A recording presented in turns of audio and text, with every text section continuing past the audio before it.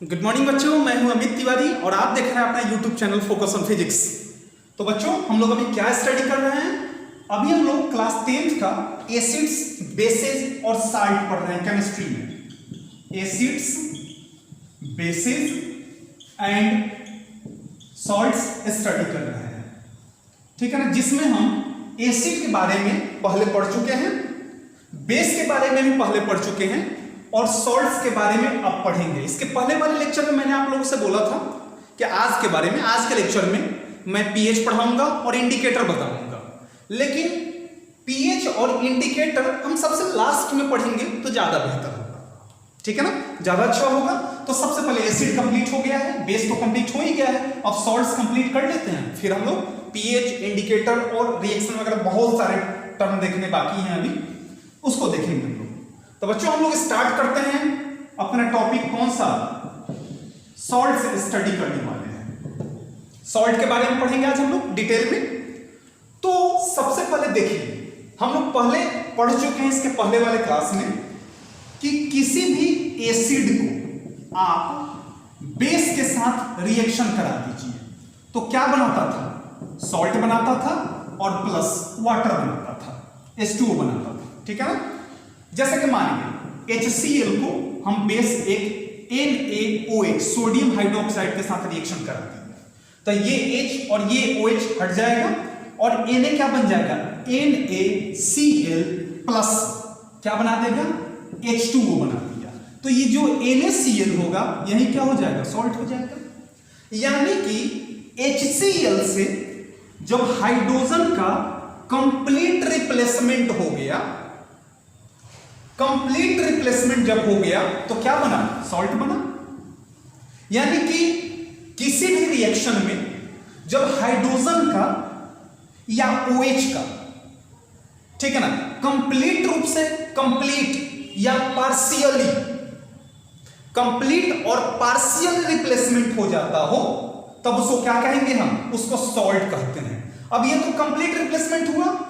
एक और एग्जांपल देखते हैं। जैसे मान गए कि हमारे पास, अगर सपोज कीजिए, अगर हमारे पास एक रहता, यहां पर लिखते हैं NaNO3 प्लस H2SO4, एक बार पार्शियल रिप्लेसमेंट करा रहे हैं। देखिए, पार्शियल रिप्लेसमेंट का यही साइन होता है। और दूसरे टर्म में NaNO3 और प्लस कितना? H2SO4 का कंप्लीट रिप्लेसमेंट कराएंगे। कंप्लीट के लिए एरो साइन या हाफ हाफ अपोजिट डायरेक्शन में पार्शियल के लिए यूज किया जाता है। तो पार्शियल रिप्लेसमेंट यानी कि दो हाइड्रोजन है ना, एक हाइड्रोजन हट जाए तो क्या बच जाएगा हमारे पास? एक हाइड्रोजन हट गया तो HSO4 बच गया। एक हाइड्रोजन अगर यहां से रिमूव होता है तो क्या बच जाएगा? HSO4। एक हाइड्रोजन यहां से हट गया तो क्या बच गया? Na और HSO4। तो ये बना दिया NaHSO4, NaHSO4 अब प्लस इसका H और इसका NO3 क्या बना देगा? HNO3, nitric acid. तो यहां पर ये जो टर्म बना NaHSO4, ये क्या हो गया? ये सॉल्ट्स हो गए।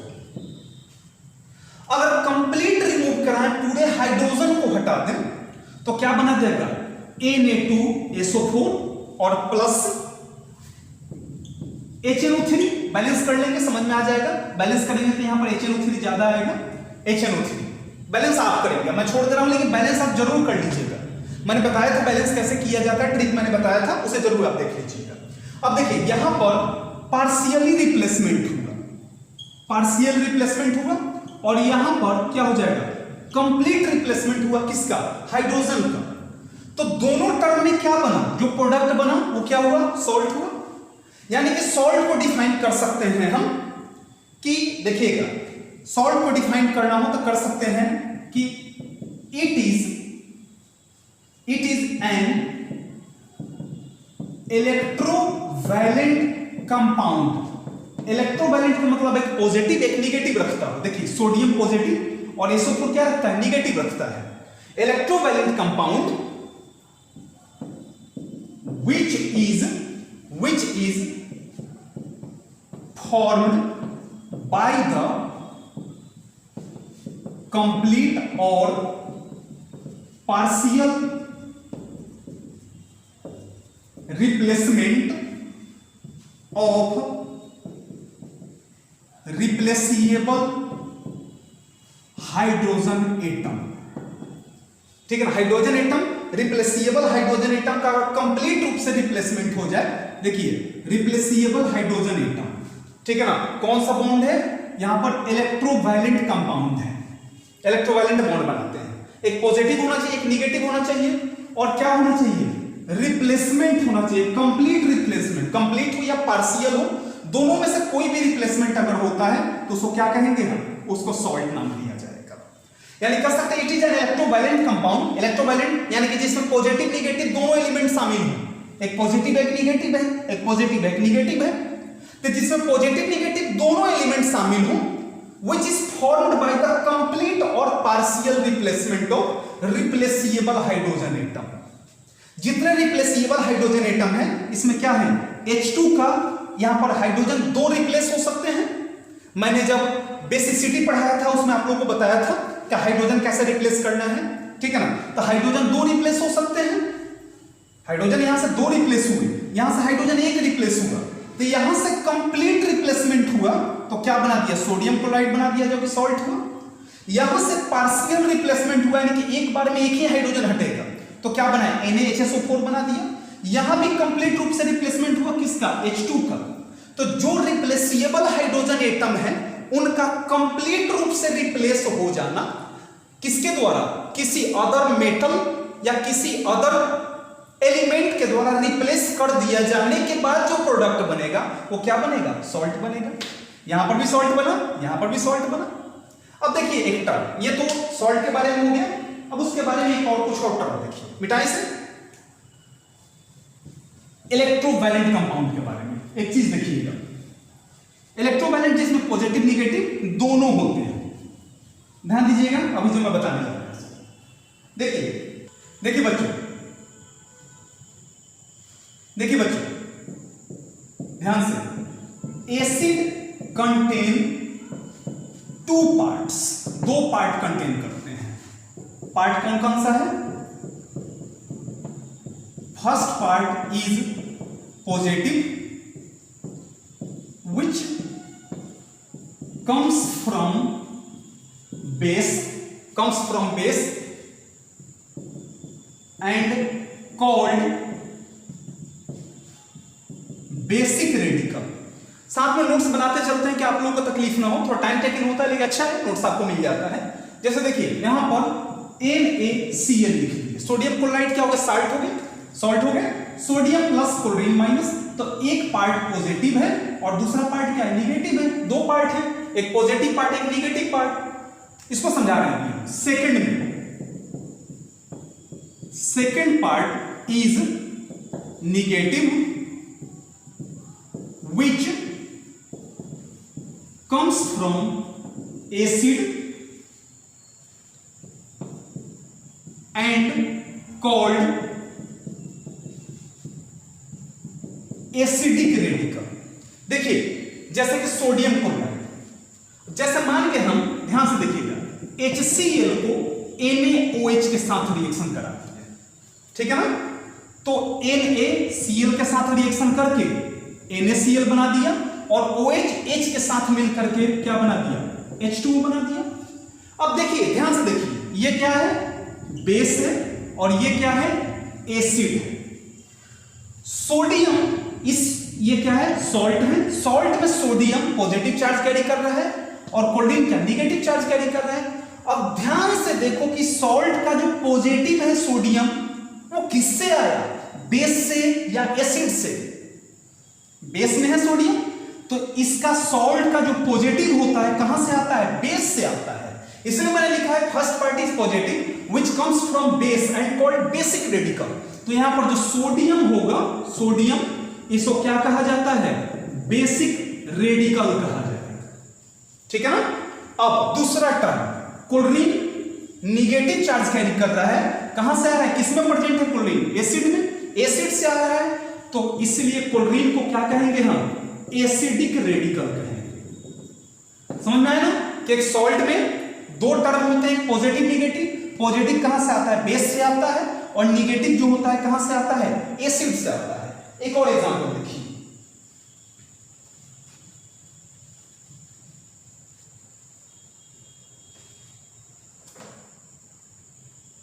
जैसे यहां पर ध्यान से देखिए H2SO4 को अगर हम MgOH के होल 2 से रिएक्शन कराते हैं तो Mg किसके साथ, SO4 के साथ रिएक्शन कर लेगा और बना देगा MgSO4 और प्लस OH और H बैलेंस बाद में कर देंगे, क्या बना देगा, H2O बना देगा।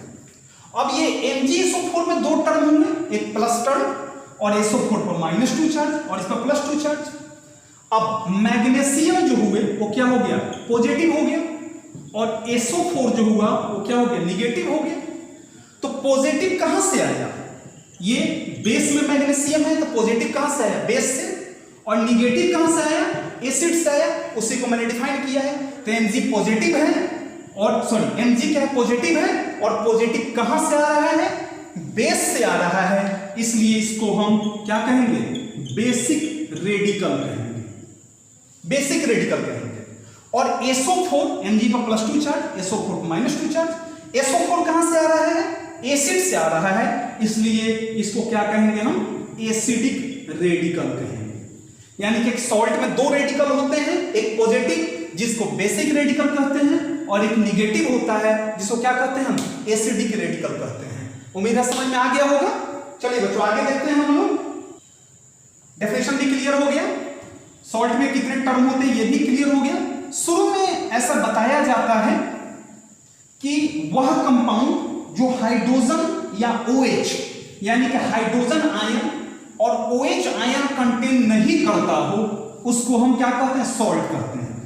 लेकिन आगे चल करके यह फिलॉसफी कहीं कहीं गलत हो जाता है कि कुछ ऐसे टर्म हैं जो हाइड्रोजन कंटेन करता है, जैसे कि NaHSO4 हाइड्रोजन कंटेन कर रहा है ये, लेकिन ये सॉल्ट होते हैं। कौन सा सॉल्ट, ये एसिडिक सॉल्ट होता है, बहुत सारा है। उसी तरह अगर हम लिखें MgOHCl तो ये भी OH है, तो OH है यानी कि सॉल्ट नहीं होना चाहिए, लेकिन सॉल्ट होता है, इसको क्या कहते हैं, इसको बेसिक सॉल्ट कहते हैं।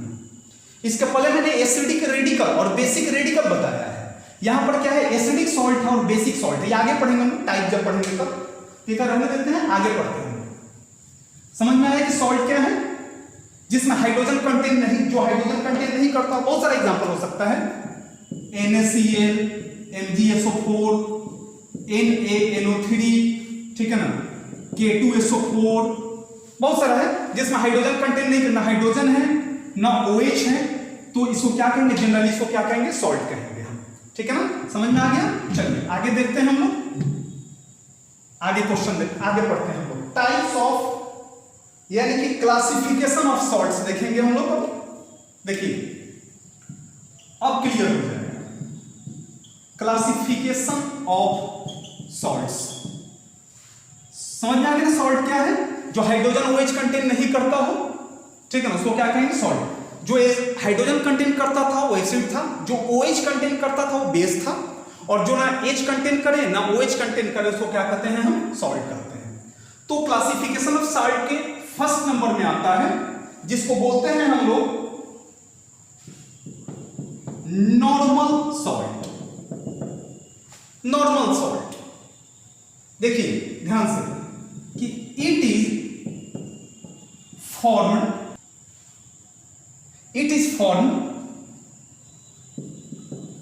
आफ्टर द, ध्यान से देखिएगा, after the complete replacement of hydrogen और OH ion in acid base reaction. In acid base reaction में हाइड्रोजन का कंप्लीट रिप्लेसमेंट हो जाना या OH का कंप्लीट रूप से रिप्लेसमेंट हो जाना क्या कहलाता है, नॉर्मल सॉल्ट कहलाएगा। क्या है, it is formed after the complete replacement of hydrogen और OH, यानी OH को क्या कहते हैं हम, हाइड्रोक्सिल आयन कहते हैं। तो हाइड्रोक्सिल आयन का कंप्लीट रिप्लेसमेंट हो जाए यानी और हाइड्रोजन आयन का भी कंप्लीट रिप्लेसमेंट हो जाए, यानी कि इस सॉल्ट में ना ही हाइड्रोजन होना चाहिए और ना ही OH होना चाहिए, एकदम नॉर्मल होना चाहिए। तो यह तभी संभव है जब एसिड बेस का रिएक्शन हो रहा हो, एसिड बेस का कंप्लीट रिएक्शन हो रहा हो। सिंगल एरो साइन क्या शो करता है, ये कंप्लीट रिएक्शन हो रहा हो, तो जो सॉल्ट बनाएगा उस ये कौन सा सॉल्ट होगा, इसको हम कौन सा सॉल्ट कहेंगे, नॉर्मल सॉल्ट होगा, ये इसको नॉर्मल सॉल्ट कहेंगे। ठीक है ना, एग्जांपल ले लेते हैं, जैसे एक एसिड सपोज कीजिए HNO3 को ले लिए प्लस बेस हम MgOH का होल 2 ले लिए, बनाते हैं Mg किसके साथ, NO3 के साथ, तो MgNO3 का होल 2 प्लस MgNO3 का होल 2, आप प्लस कितना बना दिए H2। आप बैलेंस जरूर कर लीजिएगा, ये अनबैलेंस्ड है, आप बैलेंस जरूर कीजिएगा, नहीं तो गलत हो जाएगा। तो MgNO3 में ना हाइड्रोजन है ना OH है, O है लेकिन OH नहीं है, ये कौन सा सॉल्ट हो जाएगा, इसको हम कौन सा सॉल्ट कहेंगे, ये नॉर्मल सॉल्ट हो जाएगा। कि हमारे पास एक यहां पर लिख दिए H2SO4 आप प्लस NaOH, ठीक है ना। तो एक हाइड्रोजन यहां से रिप्लेस कीजिए और OH के पास पहुंच जाइए, क्या बना दिया H2O प्लस। अब एक ही हाइड्रोजन रिप्लेस हुआ है तो हमारे पास क्या बच गया, NaHSO4 बच गया ना। अब देखिए यहां पर रिप्लेस कितना होना था, 2, हुआ कितना, 1, तो ये नॉर्मल साल्ट नहीं होगा, ये कौन सा साल्ट हो जाएगा, ये एसिडिक साल्ट हो जाएंगे। नॉर्मल साल्ट नहीं हुआ क्योंकि रिप्लेस होना था 2, लेकिन हुआ कितना, एक ही रिप्लेस हुआ, एक तो यहां पर रह गया ना। तो रिप्लेसेबल हाइड्रोजन एटम का कंप्लीट रूप से रिप्लेसमेंट होना चाहिए, तभी जाकर क्या बनेगा, नॉर्मल साल्ट बनेगा या न्यूट्रल साल्ट बनेगा। इसको नॉर्मल साल्ट या न्यूट्रल साल्ट दोनों में से कुछ भी बोल सकते हैं। अब जैसे एक और एग्जांपल यहां पर लिख दिए H2SO4 प्लस KOH लिख दिए, तो KSO4 के साथ अगर रिएक्शन करता है तो K2SO4 बनाया और प्लस OH और H मिलकर के क्या बना दिया, H2O बना दिया। अब यहां पर रिप्लेस कितना होना था, 2, दोनों रिप्लेस हो गया क्योंकि पोटेशियम के साथ कुछ बचा ही नहीं हाइड्रोजन, तो इसलिए कौन सा सॉल्ट होगा, ये नॉर्मल सॉल्ट होंगे। समझ में आ गया ना। चलिए नेक्स्ट पढ़ते हैं हम, बेटा बच्चों इसे नेक्स्ट पढ़ते हैं। अब चलते हैं हम लोग सेकंड में एसिडिक सॉल्ट। सेकंड नंबर में देखने चल रहे हैं एसिडिक सॉल्ट। चलिए बच्चों सेकंड नंबर देखते हैं, देखिएगा सेकंड नंबर में एसिडिक सॉल्ट। एसिडिक सॉल्ट देखिएगा, इसको डिफाइन करते हैं कि it is formed by the देखिएगा पार्शियल रिप्लेसमेंट ऑफ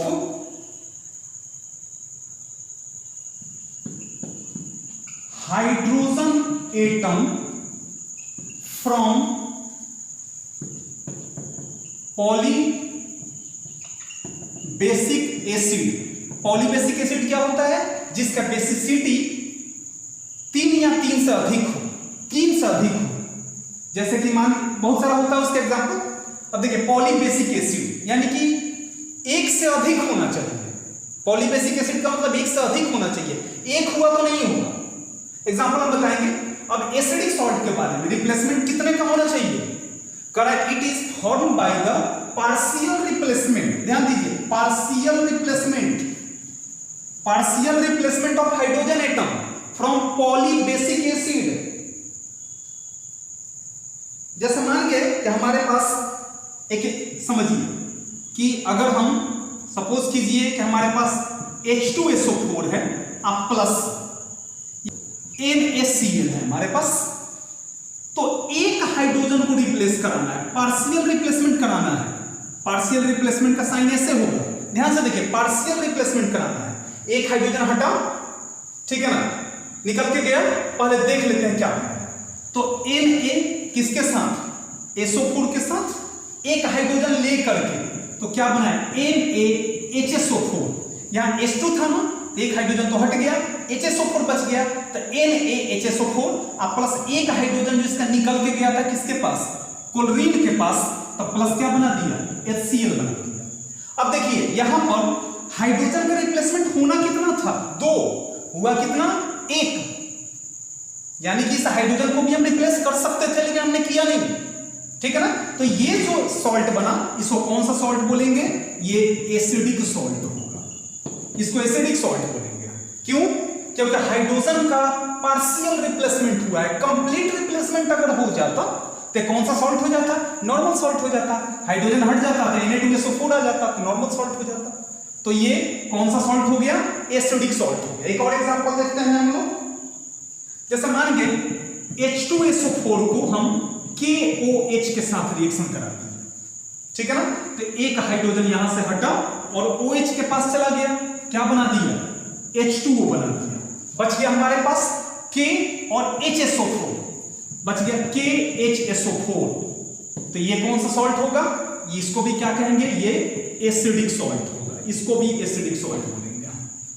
यानी कि जब दो कंपाउंड के बीच में या दो एलिमेंट के बीच में हाइड्रोजन प्रेजेंट हो, यहां पर भी दो के बीच में क्या है, एक हाइड्रोजन प्रेजेंट हो, तो कौन सा सॉल्ट होगा, एसिडिक सॉल्ट उसको बोलेंगे। समझ में आ गया ना, ये पार्शियल रिप्लेसमेंट होता है, इसको कंप्लीट रिप्लेसमेंट नहीं देंगे। ये कौन सा रिप्लेसमेंट होता है, पार्शियली रिप्लेसमेंट होता है हाइड्रोजन का। बहुत सारे एग्जांपल इस तरह से दे सकते हैं, लेकिन इसमें एक वर्ड देखो क्या लिखा हुआ है, पॉलीबेसिक एसिड। यानी कि अगर एसिड में हाइड्रोजन एक ही होता, अगर जैसे मान लीजिए एसिड में हाइड्रोजन एक ही होता तब क्या होता, देखिए जैसे मान लिया हमारे पास HCl होता, ध्यान दीजिएगा, प्लस NaOH होता, तो ये हाइड्रोजन मिलके किससे, OH के साथ क्या बना देता, H2O बना देता, प्लस NaCl। ये देखो यहां से हाइड्रोजन के कंप्लीट रिप्लेसमेंट हो गया, तो कंप्लीट रिप्लेसमेंट के लिए ये एरो साइन देंगे। तो जब कंप्लीट रिप्लेसमेंट हो गया तो क्या ये एसिडिक साल्ट बना, नहीं, ये कौन सा साल्ट हो गया, ये नॉर्मल सॉल्ट हो गया। तो कंप्लीट नहीं होना चाहिए, और यहां पर इसका बेसिसिटी कितना होना चाहिए, 2 होना चाहिए, कि हाइड्रोजन कम से कम 2 के फॉर्म में होना चाहिए, तभी जाकर के बन पाएगा, तभी एसिडिक सॉल्ट बन पाएंगे। मिटाई से बच्चों, चलिए नेक्स्ट देखते हैं हम लोग, थर्ड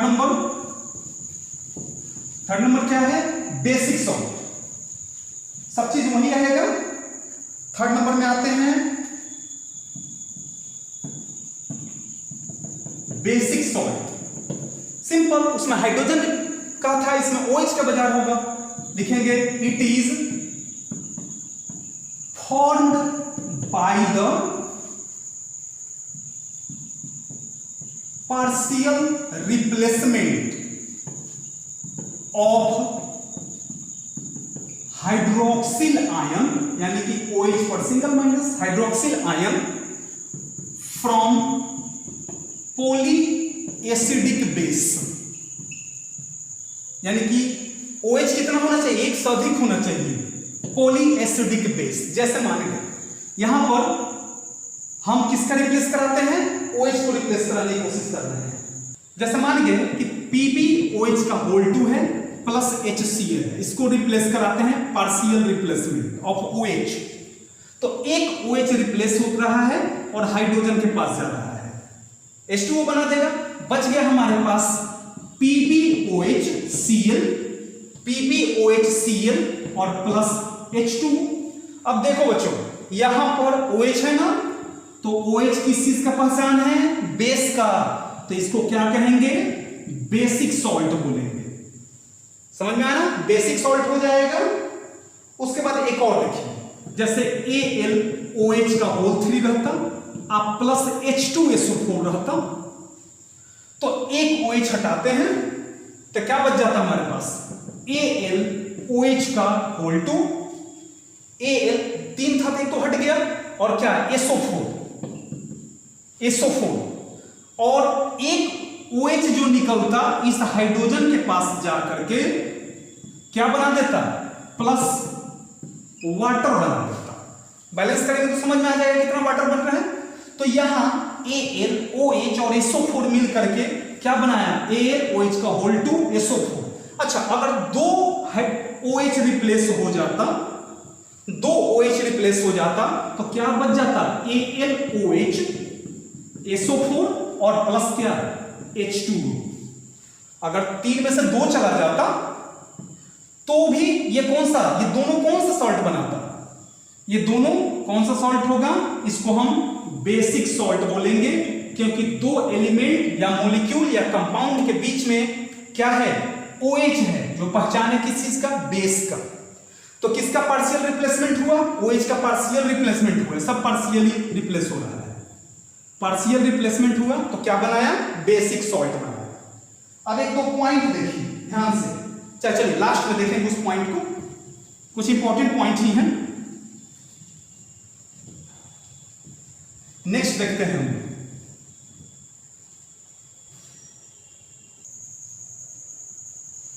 4 नंबर देखते हैं हम लोग। देखिए डबल सॉल्ट,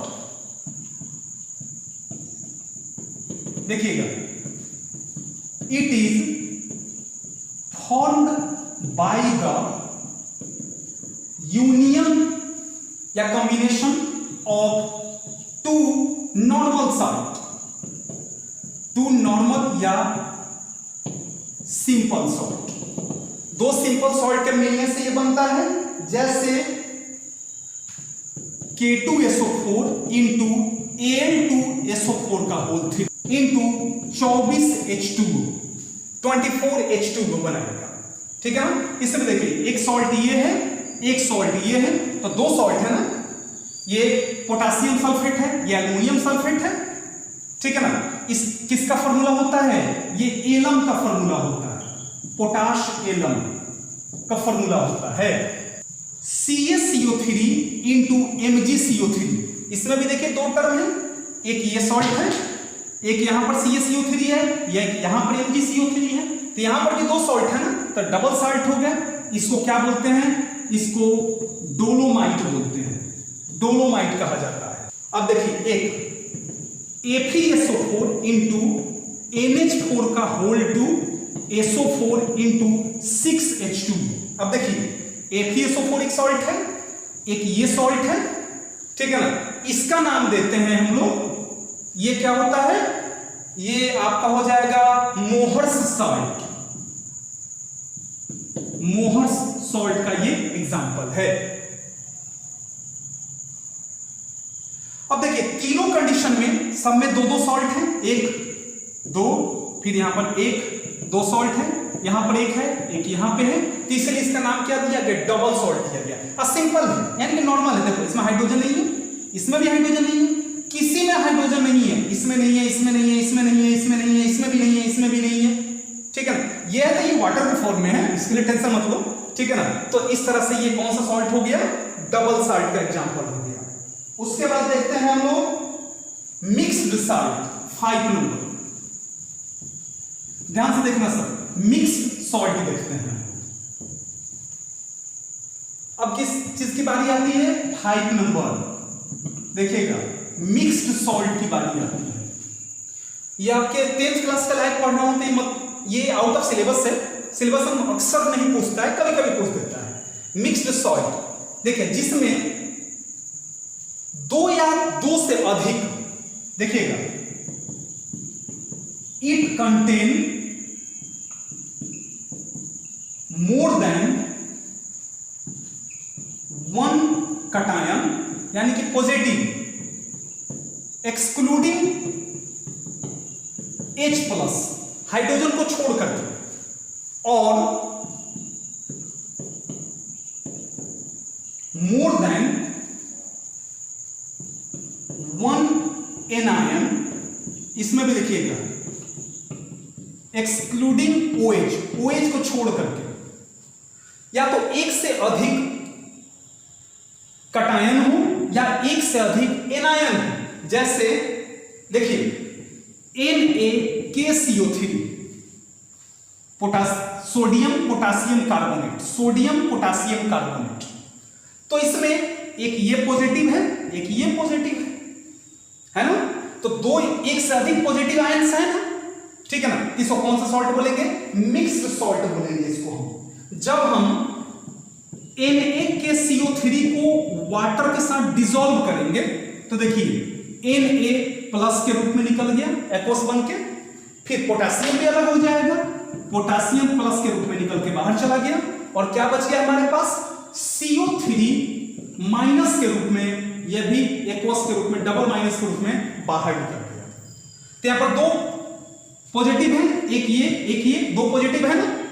उसी तरह एक और एग्जांपल CaOCl2 कैल्शियम ऑक्सीक्लोराइड, इसमें क्या क्या है, कैल्शियम प्लस है, +2 है, 2 प्लस होते हैं कैल्शियम पर। अच्छा उसके बाद क्या है, एक OCl है माइनस के रूप में और एक है Cl माइनस के रूप में। तो देखिए इसमें एक से अधिक चार्ज वाले, इसमें दो माइनस माइनस दो है ना, तो दो निगेटिव है यानी कि एक से अधिक निगेटिव है और OH भी नहीं होना चाहिए इसमें। ऐसा नहीं कि दो पॉजिटिव हो तो उसमें एक हाइड्रोजन हो, ऐसा नहीं होना चाहिए, हाइड्रोजन नहीं होना चाहिए, ठीक है ना। जैसे मान के सपोज करो, ठीक है ना, हाइड्रोजन उसमें नहीं होना चाहिए। अब देखिए कैल्शियम प्लस के रूप में टूटा, OCl माइनस के रूप में टूटा, Cl माइनस के रूप में टूटा, यहां भी माइनस यहां भी माइनस, दोनों क्या है माइनस है ना। तो दो एनायन है, तो दो एनायन है तो कौन सा सॉल्ट बोलेंगे हम, मिक्स्ड सॉल्ट बोलेंगे हम। समझ में आ गया, एक से अधिक कटायन हो या एक से अधिक एनायन लेकिन पॉजिटिव के रूप में हाइड्रोजन नहीं रहना चाहिए और निगेटिव के रूप में OH नहीं होना चाहिए। चलिए लास्ट देखते हैं हाइड्रेटेड सॉल्ट। चलिए सबसे लास्ट में देखते हैं हम लोग, बड़ा आसान है ये, हाइड्रेटेड सॉल्ट। देखिए हाइड्रेटेड सॉल्ट मतलब इट कंटेन सम एटम और मोलिक्यूल्स ऑफ वाटर, एटम और मोलिक्यूल्स ऑफ वाटर। देखिए कैसे हाइड्रेटेड सॉल्ट, जैसे मान के यहां पर लिख दिए Na2CO3 into 10H2O, Na2CO3 into 10H2O, इस किसका फॉर्मूला होता है, वॉशिंग सोडा। इसमें वाटर है ना, हाइड्रेटेड सॉल्ट हो गया। उसके बाद आता है CaSO4 इंटू 2H2O, ये फॉर्मूला होता है जिप्सम का, आगे पढ़ना है इसके बारे में। फिर CaSO4 इंटू हाफ H2O, ये होता है प्लास्टर ऑफ पेरिस का, पूरा फुल नेम में लिख दे रहा हूं, प्लास्टर ऑफ पेरिस, ठीक है ना। POP स्टैचू वगैरह बनाने के लिए यूज किया जाता है इसका। तो ये इस तीनों में देखिए वाटर है ना, यहां भी वाटर है, यहां भी वाटर है, यहां भी वाटर, तो नेमिंग करना देखिए, इसका नाम देंगे सोडियम कार्बोनेट, 10 को डेका बोलते हैं, डेका हाइड्रेट, इसका ओरिजिनल नाम हो जाएगा सोडियम कार्बोनेट डेका हाइड्रेट। उसी तरह calcium sulphate dihydrate, calcium sulphate, यहां पर कैल्शियम सल्फेट सेमी हाइड्रेट, आधा है ना तो सेमी हाइड्रेट, इस तरह से नाम दे सकते हैं। तो ये तो टाइप्स ऑफ सॉल्ट है जिसके बारे में हम पढ़ें। इसके बाद वाले क्लास में हम प्रिपरेशन ऑफ सॉल्ट पढ़ेंगे और chemical and physical property of salt पढ़ेंगे। सबसे इंपॉर्टेंट बात है, दो कंपाउंड के बारे में थोड़ा सोचिए, ख्याल कीजिए। देखिए Na2HPO3 एंड NaH2PO2 कौन सा सॉल्ट है, ध्यान दीजिए कौन सा सॉल्ट है। देख के लग रहा है कि दो के बीच में एक हाइड्रोजन है तो कौन सा सॉल्ट होगा, यहां पर भी दो के बीच में एक हाइड्रोजन है, तो आपके अनुसार से यह कौन सा सॉल्ट होना चाहिए, ये एसिडिक सॉल्ट होना चाहिए। लेकिन ये एसिडिक सॉल्ट नहीं होता है, कारण कि ये जो हाइड्रोजन है ये रिप्लेसिएबल नहीं होता है, ये भी हाइड्रोजन जो होता है वो रिप्लेसिएबल नहीं होता है। कैसे, अब देखिए Na2HPO3 का फॉर्मेशन H3PO3 से हुआ है, HPO3 H3PO3 है। याद होगा मैंने बताया था कि इसका बेसिसिटी हम क्या देखते थे, number of replaceable hydrogen atom present in a given compound. इसमें हाइड्रोजन कितने, 3 है, तो आपके अनुसार से बेसिसिटी कितना होना चाहिए, 3, लेकिन नहीं, इसमें 2 ही हाइड्रोजन रिप्लेसिएबल होते हैं। तो 2 हाइड्रोजन तो हट गया, एक हाइड्रोजन यहां पे है तो रिप्लेसेबल है नहीं, तो ये एसिडिक साल्ट नहीं हो सकता है। जिसमें रिप्लेसेबल हाइड्रोजन प्रेजेंट हो, ये तो रिप्लेस हो ही नहीं सकता है, तो एसिडिक साल्ट नहीं होगा। उसी तरह H2PO2 जो है, इसका ओरिजिनल जो होता है वो H3PO2 होता है। इसका भी बेसिसिटी जो होता है, बेसिसिटी कितना होता है? 2 होता है। इसमें हाइड्रोजन 3 है ना, लेकिन 3 नहीं होते हैं इसका बेसिसिटी। आपको लग रहा है कि हाइड्रोजन 3 रिप्लेस होता है, लेकिन नहीं, 3 रिप्लेस नहीं होते, इसमें 2 ही रिप्लेस होते हैं, है ना। अच्छा, ये ठीक है ना। इसी के बारे में मैंने बोला था बीच में कि मैं लास्ट में बताऊंगा एक पॉइंट, तो ये पॉइंट बड़ा ही अच्छा है, एक्सेप्शनल है, ध्यान रखिएगा इसका। H3PO3 में 2 रिप्लेसेबल हाइड्रोजन है। अगर 3 रिप्लेसेबल, तीनों हाइड्रोजन रिप्लेस हो सकते थे तब ये एसिडिक सॉल्ट होते, लेकिन जितना रिप्लेस होना था उतना तो हो गया। ये नॉन रिप्लेसेबल हाइड्रोजन एटम है, तो जब non replaceable hydrogen atom present हो तो उसको एसिडिक सॉल्ट नहीं बोलेंगे हम। उम्मीद है समझ में आया होगा आज का क्लास। अगर आपको नहीं समझ में आया हो तो प्लीज कमेंट सेक्शन में जाके कमेंट कर सकते हैं आप, उसको हम और अच्छे से बताने की कोशिश करेंगे। ठीक है बच्चों, चलिए मिलते हैं नेक्स्ट क्लास में। क्या लेकर के? फिजिकल और chemical property and preparation of salt लेकर के। सॉल्ट का फिजिकल प्रॉपर्टी, केमिकल प्रॉपर्टी और उसका प्रिपरेशन पढ़ेंगे नेक्स्ट क्लास में, ठीक है ना। तब तक के लिए आप रिवीजन कीजिए, खुश रहिए, स्वस्थ रहिए, सुरक्षित रहिए और सबसे इंपॉर्टेंट पढ़ते रहिए। ठीक है, थैंक यू सो मच।